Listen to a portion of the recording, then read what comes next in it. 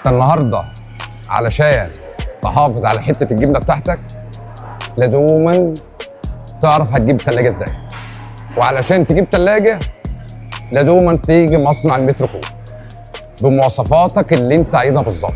حاجه تحافظ على جبنتك، على اللانشون، على منتجاتك، حاجه تبهر الزبون بعرضها. لازوما تختار الثلاجه الصح.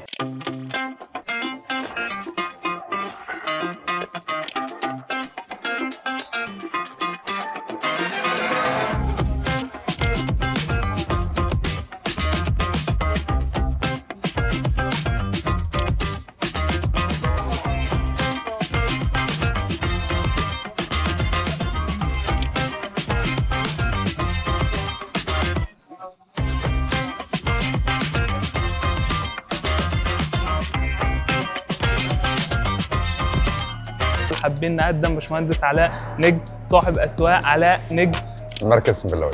بدنا نسلمه النهارده منتجنا ثلاجه حفظ جبن، تمام، 2 متر، وحابين نسمع اراءه في كام حاجه كده قبل ما نستلم المنتج. والله يعني النهارده انا جاي المصنع اللي اتفقت عليه طلع جوده مفيش بعد كده. انا منبهر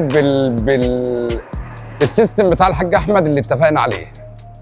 اعلى جوده، اعلى كواليتي، بسم الله ما شاء الله. والله انا بنصح اي واحد هيفتح مشروع سوبر ماركت لازوما تبتدي بالصح، لان الصح هيفضل معاك شغلك صح. فبسم الله ما شاء الله انا جاي هنا في مصنع ثقه طلع لي اللي انا عايزه بمواصفات التركيه. يعني حضرتك تقصد ان البدايه الصح من مصنع المترو ايوه كوب. هتشتغل من الاول، اختار لك الثلاجه المناسبه للمحل بتاعك. طيب حابين نعرف من حضرتك برضو التعامل ما بينك وما بين الحاج احمد كان تعامل سلس ولذيذ ولا؟ لا الحاج احمد والله بامانه يعني راجل بشوش، والله احنا اتفقنا من كلمه واحده. ما شاء الله، كان مبني على الثقه والصداقه. ثقه وصداقه وميعاد برضه يعني. ما شاء الله. حابين برضو نعرف ان هو يعني ما قرص عليك في السعر كده ولا حاجه، وقال لك نغير في الخامه والله ما اتكلمت عشان نقلل التكلفه؟ هو الراجل اداني مواصفات فعلا قيمتها كده، لان انا سالته وشفت بسم الله ما شاء الله ما فيش احسن من كده. حضرتك احنا شغلنا المنتج قدامك دلوقتي، ايه الفيدباك عن المنتج اول مره تشوفه؟ لا المنتج بسم الله ما شاء الله يعني ايه، ما كنتش متخيل الوضع بتاع الثلاجه في التبريد بالسرعه دي. ما شاء الله. وحابين برضو نعرف منك حاجه، التصميم. هو اداني تصميم اعلى من اللي كان في دماغي، وهو انا سبت له الراي في التصميم، اداني التصميم الاوروبي فعلا.